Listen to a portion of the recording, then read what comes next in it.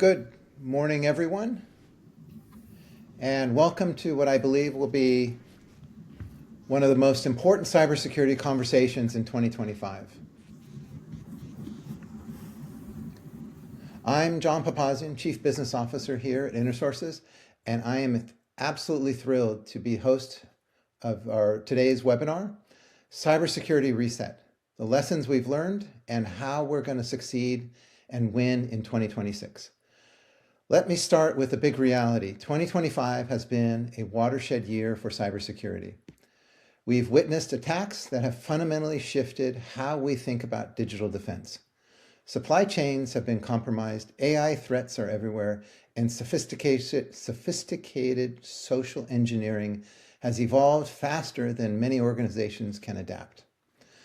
But every crisis presents an opportunity, and that's exactly why we're here today. This is your reset button, your chance to take the hard-earned lessons of 2025 and transform them into your competitive advantage for 2026. Today, we're going to break down the biggest breaches, dissect the tactics that caught organizations off guard, and more importantly, arm you with proven, actionable strategies that you can implement starting tomorrow. Now, I couldn't think of a better person to help us navigate this conversation than our guest today. Please join me in welcoming Agathe Merle. Agathe is not just talking cybersecurity from an ivory tower. She's living it every day. As the Senior Cybersecurity Manager at Abbott, one of the world's largest healthcare companies, she is on the front lines of protecting critical infrastructure that literally saves lives. But what makes Agathe truly unique is her perspective. She's the author of Cyber Like a Girl, a groundbreaking book that reshaped how we think about diversity and innovation in cybersecurity. She brings both strategic oversight of enterprise security and the tactical insights that only come from real-world experiences.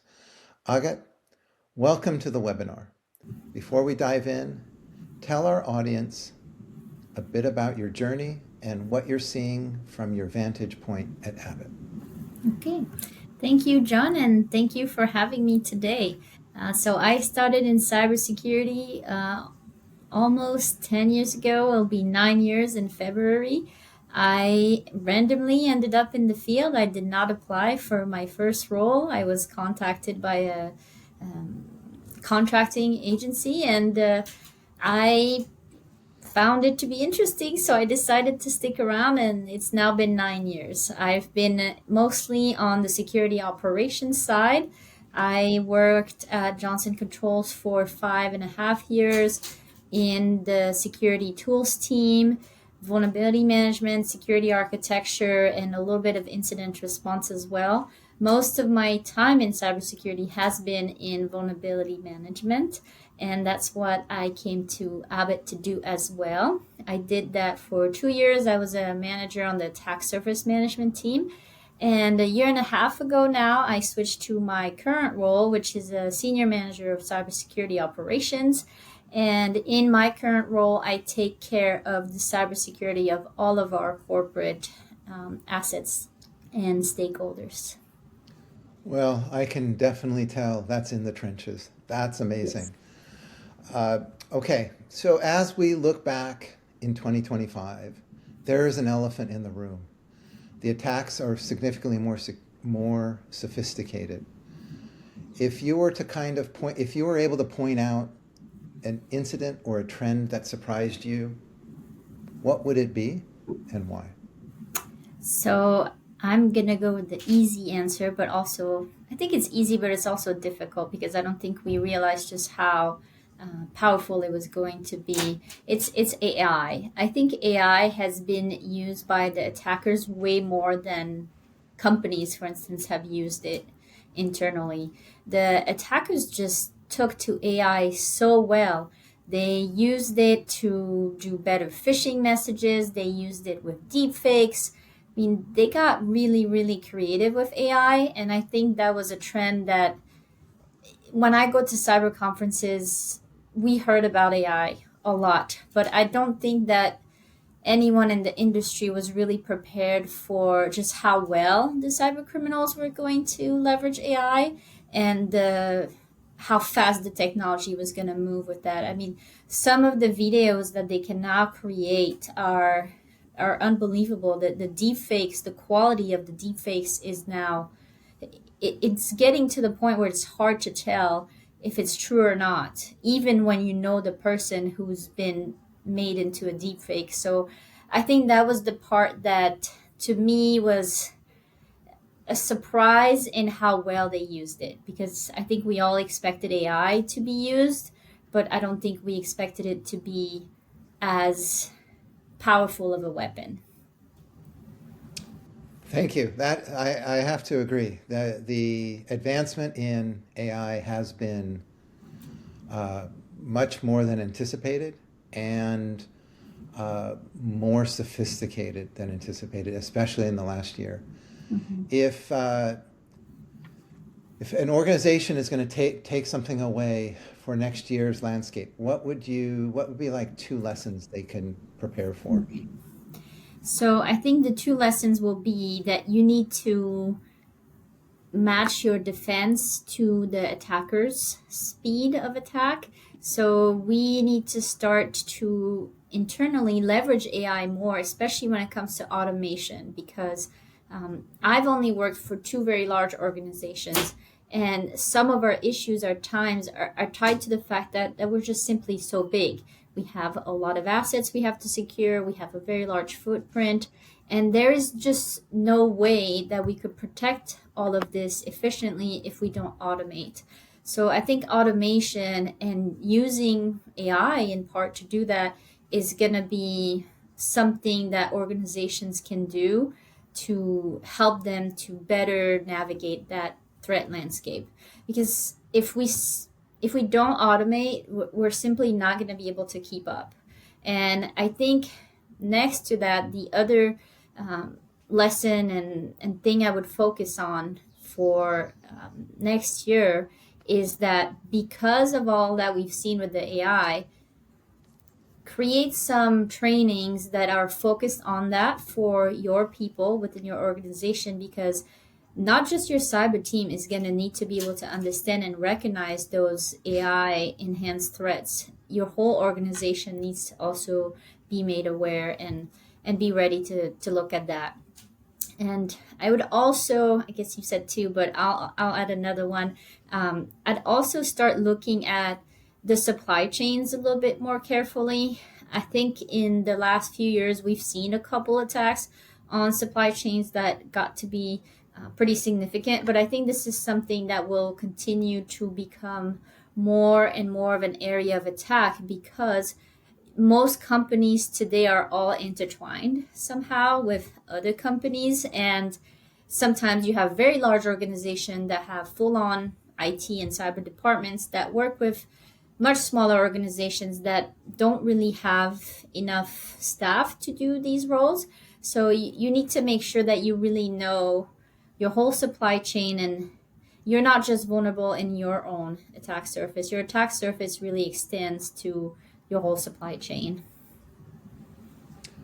I will have to agree. We at InterSources do a lot of research, and we've seen the supply chain becoming the weak link. So Mm-hmm. that's great that you're describing that.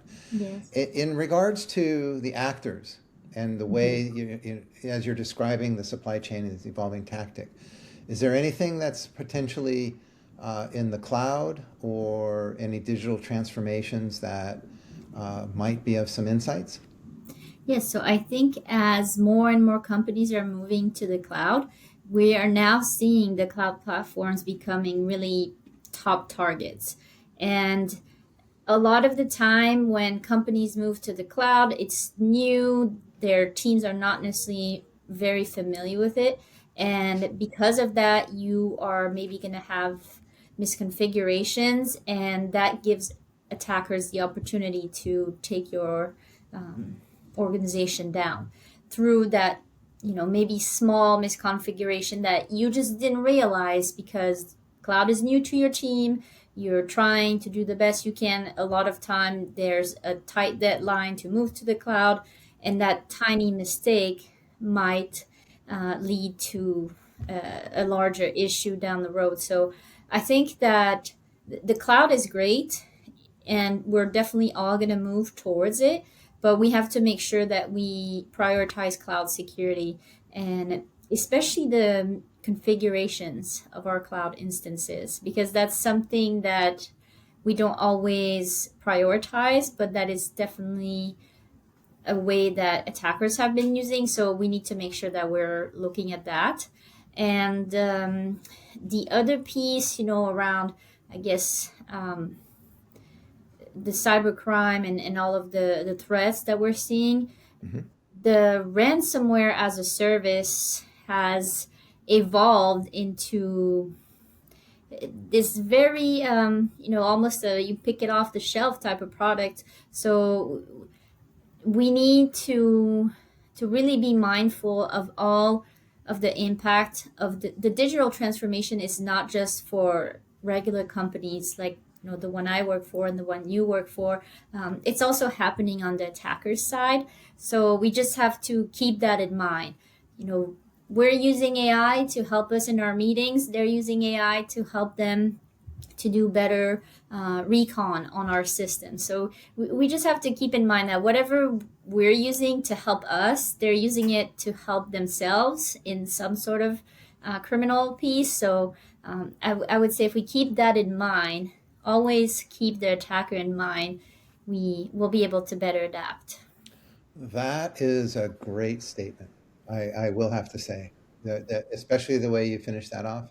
The they're in the business of getting into our business, and we're not in that business. We're in the business of whatever it may be, healthcare, Mhm. in the business of services, and so on. And our in IT, the role is to support the organization. The CISO is to again support the organization. But the threat actors, they are in the business of figuring out how to be able to more effectively attack.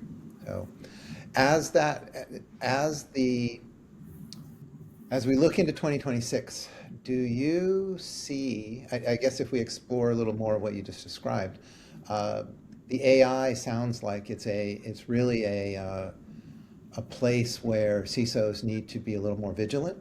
Mhm. And if we were to expand that a little bit, do you think we could sort of itemize what that vigilance might look like? Mhm. So I think some of the things we're going to need to be vigilant about are the deep fakes. This is definitely something that we need to not only train our people, but train our executives on, because we have seen that as a whole, industry cybersecurity has seen that deepfake impersonations are getting more and more popular, and they're getting better. So this is a trend that I believe we should be watching, especially because they're so efficient. These videos are getting so good, and as humans, we tend to defer to authority. So if you get a message from your CFO or from your CISO, you're gonna listen. You're gonna believe it. If they tell you, you need to install this on your machine, you're gonna listen as an employee, because you are gonna be thinking, oh, this person knows better than me. I need to do what they're asking me. And if the employee does not interact often with that senior executive, they might not recognize that it's not actually them. They might not know that they would never get this kind of message from that executive, and then they'll be vulnerable and fall for the scam. So I would say that this is a threat that the CISO should think about. How do they train the people within their organization, but also within the business that they serve, to be vigilant when it comes to those deep fakes? So I If, would look at those if we definitely. could, this is fascinating. If we could explore this just for one more minute, I'd appreciate it. Yeah. Because to be frank, I've seen the deep fakes, but they're all been sort of commercialized in nature. if I'm hearing you correctly, you're describing an experience where an employee receives what amounts to be a video Hmm. describing an action that they should take. Yes, there's been, I believe it was in Europe, where I can't remember the name of the company, but the employee received a Teams call, and it looked, just like we are looking now. And it was, I think it was the CFO, and it was telling them to pay some sort of invoice right away, but there was a change in the account. So now they needed to pay to this different account. And the employee felt, oh, this is my executive, they're calling me, and I need to do this. And so they did it. And it just goes to show that not not only are these tools getting better, because after they identified that it was a security breach, they went back to those employees, because there was an instance where it was one, but there was another company where there were, I believe, three people who were on that same call with the person who was a deep fake. And all of the people on the call, they were just shocked. They couldn't believe that it wasn't who they thought it was. They were really convinced that they were talking to this executive and not to someone impersonating them, and they really had a hard time processing that it wasn't.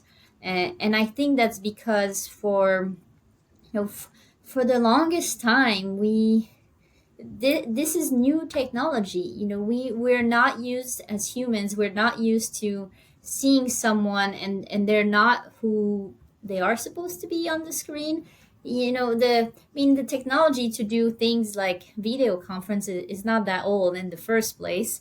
And now this new technology to do a video conference where it's not me, it's someone completely different, but it looks just like me. It looks like me, it sounds like me. I think and I don't know the psychology behind that, but I would say for us as humans, is there's something in our brains that is just not connecting, and it makes us more likely to fall victims to it. Completely agree with the fall for it. That by all means Hmm. is where it's picking up new sensory cues that we're not used to. So we're Hmm. used to, because we've been trained, I guess we can kind of joke about it, for at least a decade, if not more, be careful what email you read. Hmm. But this is now a new vector, a new format, and Hmm. it really is touching on something that uh, since childhood, we learn how to read the visual cues, Yeah. and this is now becoming a whole new way to deal with it. We've got to be Yep. prepared. Okay, sorry, that was the dig in, but this is extraordinarily amazing to hear. So, in this light, is there some strategy shift that has proven to be more effective for you? Uh, that is that you'll be using in 2026? Hmm. Yes, so this is something that we did this year with my team, and that we're gonna look to do again next year. Is we've been creating tailored trainings for the different groups that we serve. And I think that this is something that anyone can use and apply wherever they might work.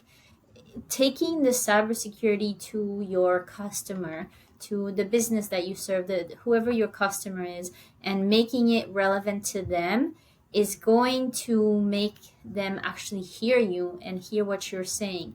Because for a long time, I think cybersecurity was seen as the team that says no all the time, and that says you cannot do this, you can't do that, don't click this, don't do that. And that is sometimes seen in a little negative light. And I think we really need to start thinking differently about cybersecurity, because as the technology evolves, most products now are going to have some technology component and thus some cybersecurity component. So we need to really think like we are partners to the business and not just the enforcers of don't do this and don't click this. And so tailoring your approach to your stakeholders, I think, is just so key. And I've seen how it's worked well for my team this year, and we're definitely going to do that again next year. Because when we show, for instance, our HR or our finance team these are the type of cybersecurity related matters that could impact people like you. We give them examples from what has happened at other companies too, to let them know this is another finance company. This is what happened over there. This is a HR place. This is what happened. We try to bring it so that they see the connection between their work and the overall cyber picture that we're trying to paint for them.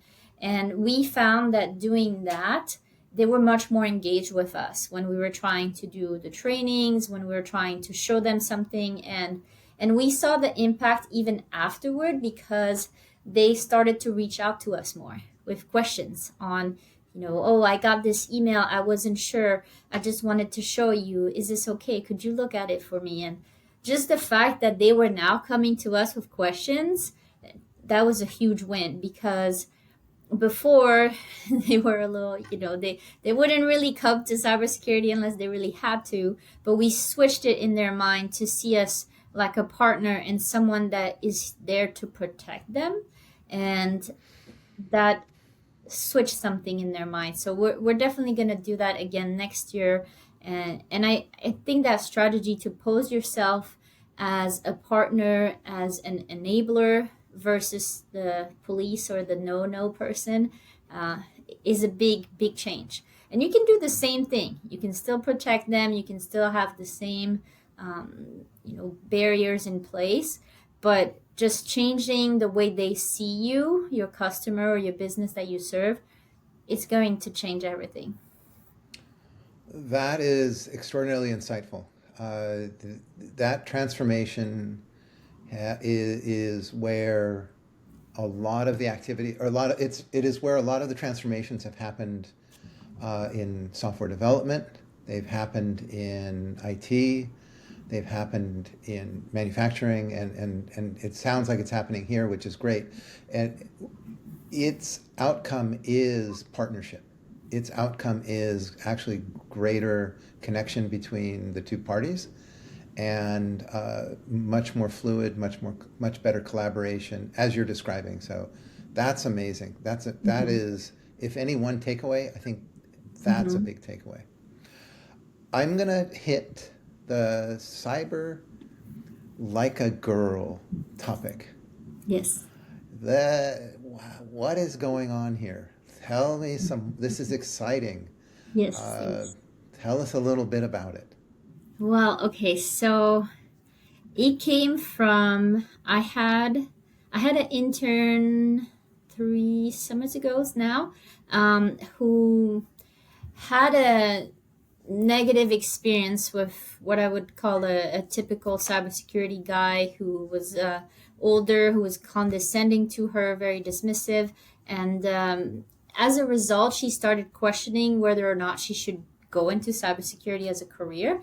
And it made me really mad. And I'm not originally from America. I grew up in the Caribbean, so I have a very sometimes different personality than most, compared to the people that I work with. And I just thought, this is not okay. And I talked to her and I said, no, you cannot let someone derail you from your plan. And plus, this person will be gone by the time you really are into your career. So, you gotta go. You gotta fight. But then I thought, okay, she's here. I can tell her all of this. I can show her. I can also protect her from people like that. But what about all the other girls who might be starting an internship, who might be starting their career, who end up in a team that could have some toxic members, and who just don't know that it's really just that team or that person?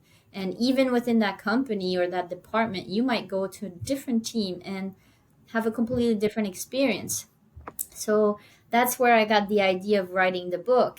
And when I wrote the book, I decided that I was going to almost do like a scientific experiment, because before coming into cybersecurity, I work in politics, and I did some. One of my degrees is in sociology and anthropology, and I've always been very fascinated by studying societies and people. So I thought I'm going to apply the same type of approach, and I'm going to study the cybersecurity workers like someone would a society. And so I decided I was going to interview 100 women who work in cybersecurity. I picked them all over the world, all levels of their careers. And I ended up with having a pretty representative sample. I had about a third in each, so entry level, mid career, and then senior leadership. And I just asked them all the same questions. I had questions on their role, their career path, then women specific questions, and then advice, because my goal was to do, a study, kind of get a lay of the land of what was going on with women in cybersecurity. But my true objective was to get advice and something that I could give to any woman in her career already in cybersecurity or thinking to get into cybersecurity, so she could have almost like a to-do list of, okay, this has worked for 100 people before me, so if I do this as well, the probability that it will work also for me is quite high. And that was the overall objective, and I think it worked pretty well. So I'm very going to use a excited. metaphor. You've laid breadcrumbs for the next generation to come through. Fantastic. Yes, exactly. That is Yes. fantastic. Was there anything that showed up in especially as you met with these people who are a bit more seasoned, that maybe specific to the career path or the career technologies that are being, showing up, that they imparted as ideas uh, that would help us in this conversation? Hmm. I think also all of the women, they explain how they were always overly prepared, Hmm. because people tended to doubt them. They were always overly prepared, so they did a lot of research on whatever the topic that they were working on, but also satellite topics to that topic, so that if someone was to ask them a question, they were more than ready. And I think that this is something that everyone can apply, really, because if, let's say, you are on the vulnerability management team, you you should know everything about vulnerability management, of course, but I think it's also important for you to understand the other aspects that are around the piece of vulnerability management. So you should have a good understanding of how's asset management done at your company, who are the teams, like who does the actual patching, how does that get determined. You need to really have a global view, not just your piece of the pie, because everything is interconnected within the businesses. And if you know just your piece, yes, you can be excellent at doing what you're doing, but if you know everything else that is going on, it's going to help you be better at the piece that you work on. So I would say we can all take that from them as a lesson to, it's always great to be over prepared. That is absolutely sage advice. That is of the best one can hear. Yes. Is there, did any particular real world threat issues show up in your conversations? Was there anything that they may have pointed to that said, hey, this is something that is coming in 2026? As you got to meet with all these different people, it may have been outside of the book. Yeah, no, not necessarily, but they did say, they did advise on, when it came to the advice to the new generation, they said to always stay on top of new trends, Mm. because some of them, mentioned AI, saying how they had heard about it before and then it kind of died down, and then now it's coming back. So they said, you want to make sure that if there's a new trend coming up, that you know about it. And then they also encouraged people to volunteer for projects that are about this new topic, even if you don't know what it's going to be about. Volunteer, because a lot of them said that in their careers, when they volunteered for projects, they ended up to it allowed them to get to a next step. So whether that was a promotion or working on a new area that they were more passionate about. So I think that is a good lesson to stay on top of the current trends. A lot of them subscribe to different newsletters. They all recommended going to conferences, talking with your peers to just see what's going on, and ask your peers too. Like, for instance, we've all been talking about AI, but when you go to a conference, ask someone from a different company, hey, how are you using AI at your company? Are you using it just for note taking? Have you started implementing it with your cybersecurity program? If so, how? And then just share all that knowledge so that you can, better face those threats. You know, again, building on, as I said with the sage advice, I would also again point out to people what you're providing is really tremendous insights of building what looks like to be strong teams, strong visionary people, Mm-hmm. and preparedness for down the road. As one can attest, there are many times people get stuck in their ways and don't foresee the future trends and just simply say, this is the old way, this is the way we're going to keep doing it. So this is fascinating, absolutely fantastic information. Thank you. I know our audience is going to have some questions. I want to make sure they get a chance to reach out, directly here during the call or during our moment. So are we about ready, Erica, to do a Q&A? And in also, I wanted to, before we do that, is there anything you want to add in as part of, before they do the Q&A, do you want to add any little tidbits in? Yeah, maybe just for the last piece on the teams, I think that it's really important to invest in your people and to grow them. I see managing people as, I'm growing them. That's my number one goal when I have someone that I'm responsible for is I want to grow them. And that means different things for different team members. Some people are happy to stay in the same role for a few years. Some people want to move up right away.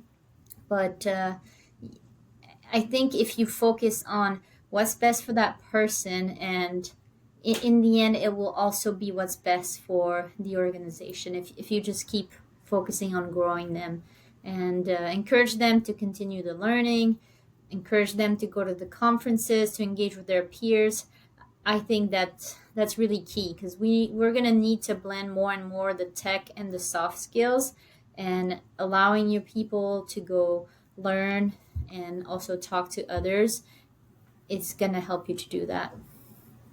Absolutely wonderful. Thank you. Erica, do we have any questions? Hi, yeah, we have one question.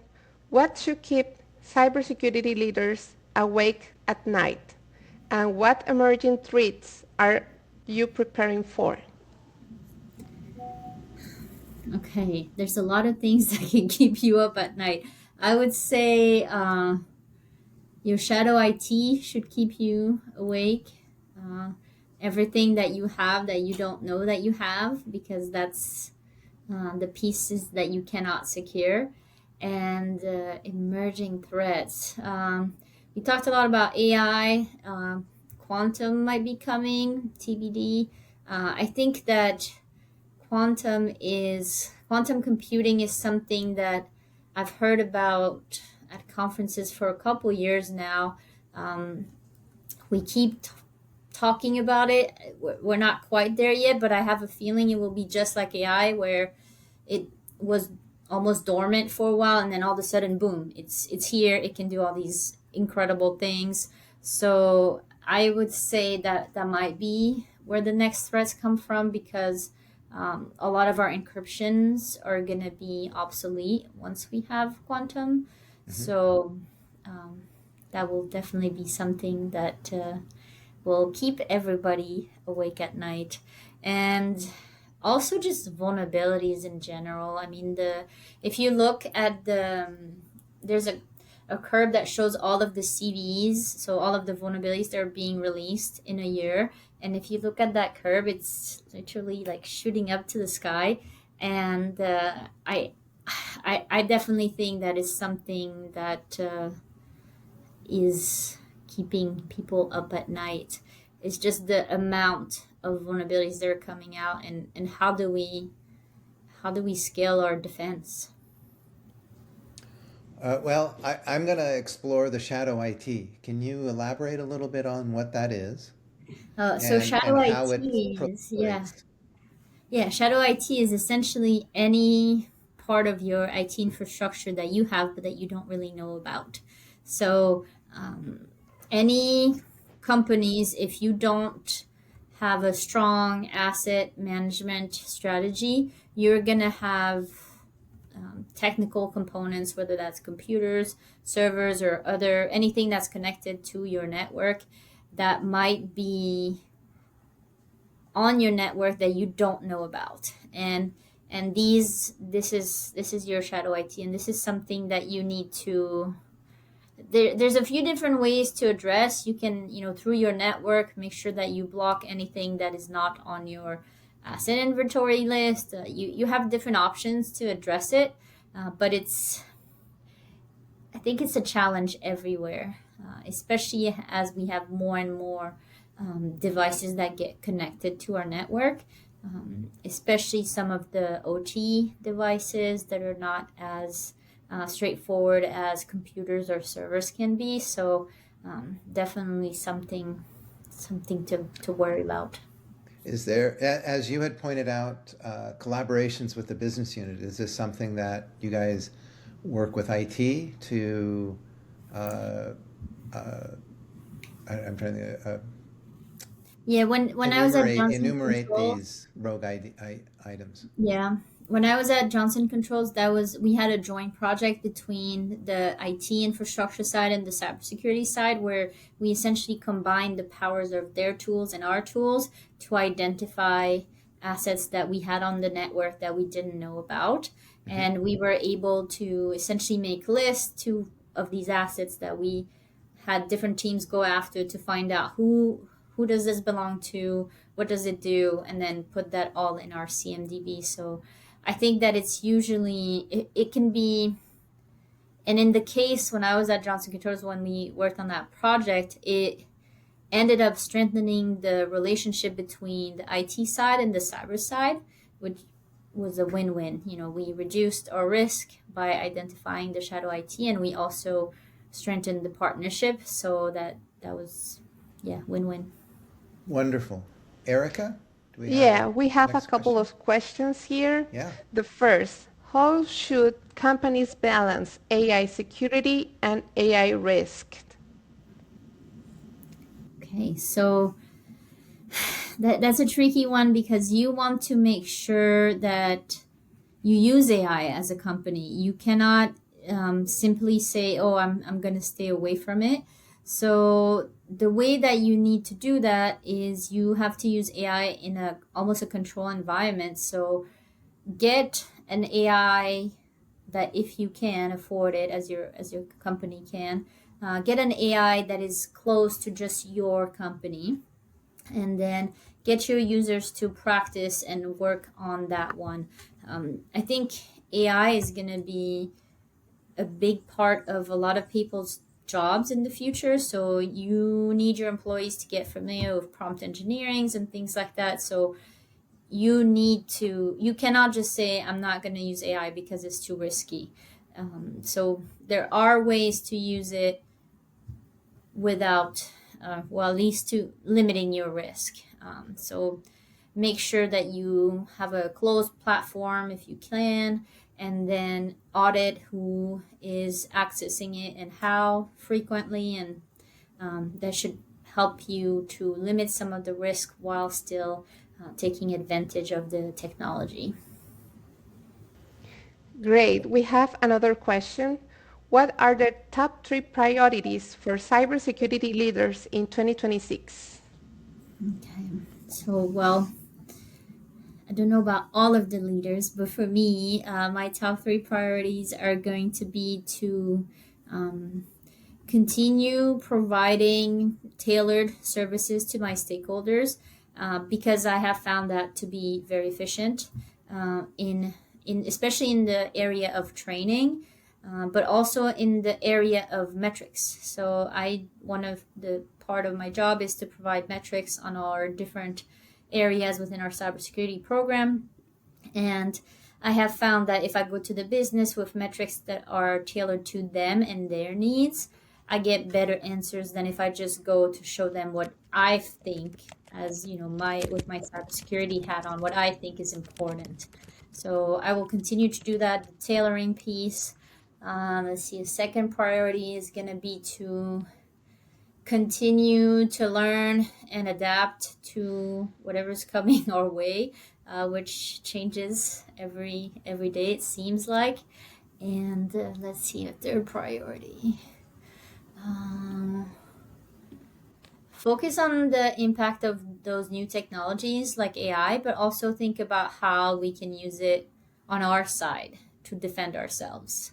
So how can we automate what we're doing, for instance, and use AI to automate some of the things if we can, to better protect ourselves.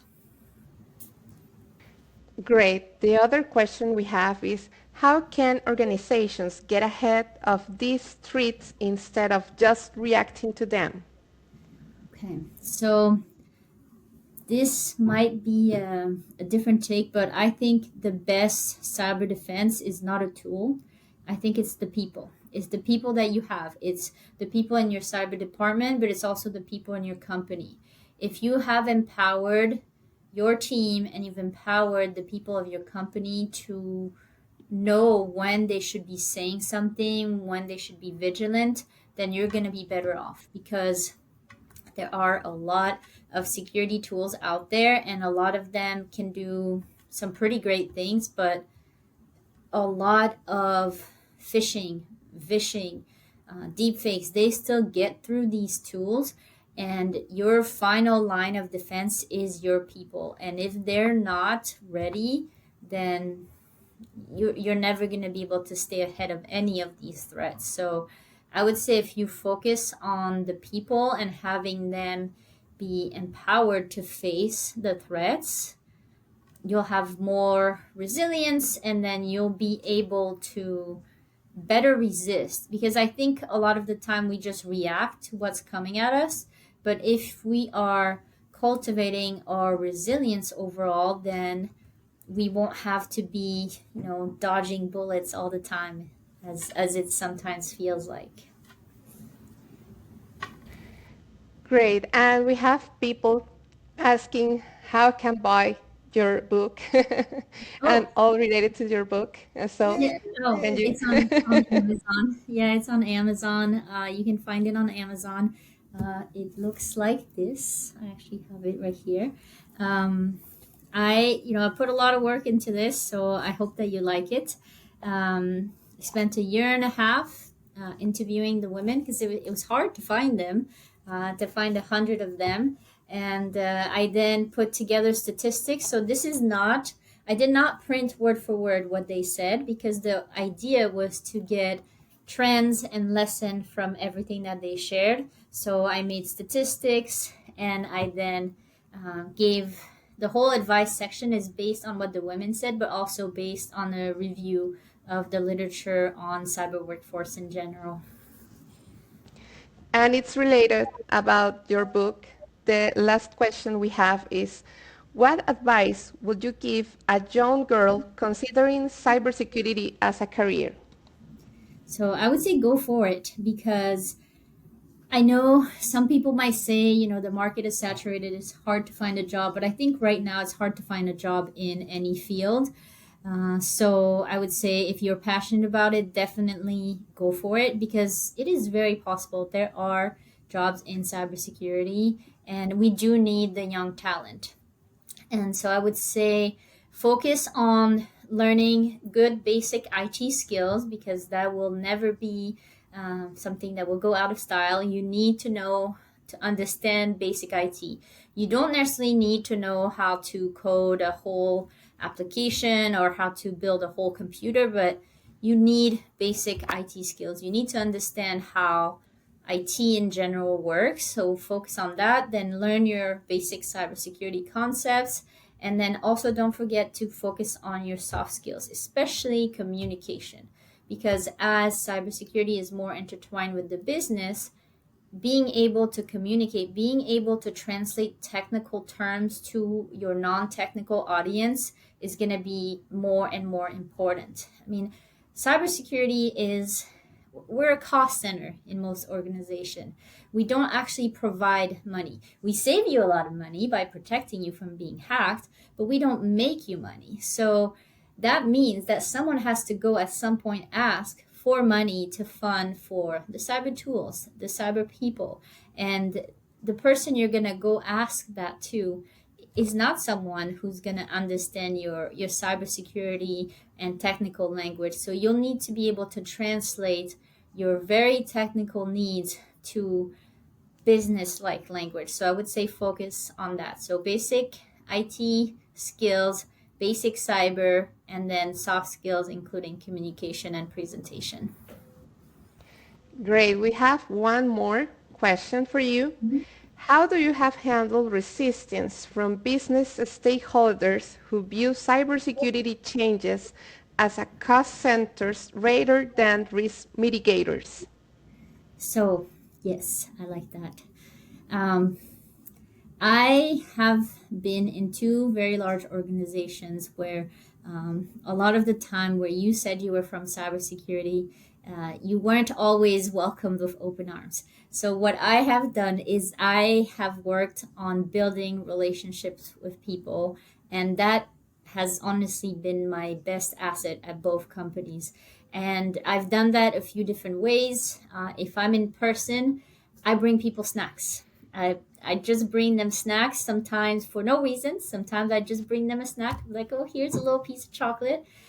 Because I have found that if people associate me with something positive, when I then come with my ask that, they might not be happy about, they already have a different idea in their mind. They have a different association. And if I ask them, oh, I need you to make this change, oh, I'm so sorry, I'm giving you 2 weeks to make this change. That's going to be a lot of work for you.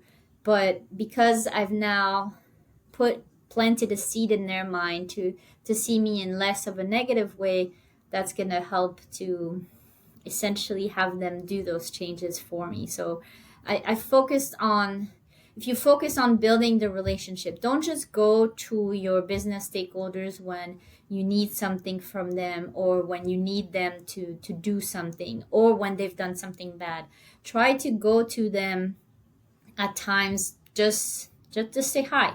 For instance, if there's a new business stakeholders, you're going to be responsible for, go introduce yourself. Say, hi, I'm part of your cybersecurity department. I just wanted to set up this time with you, let you know about my team and what we do and how we can serve you. I think if you change the way that they see your team, it will help with those relationships. And snacks always help. If you're remote, get familiar with GIFs. Start using those in your team's chat.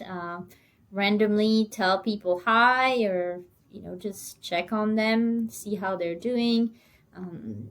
There's always going to be resistance from your stakeholders, especially when you're asking them to do work. This is we talked a lot about vulnerability management today.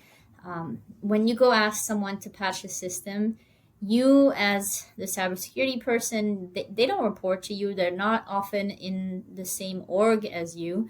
And yet here you are coming to give them more work.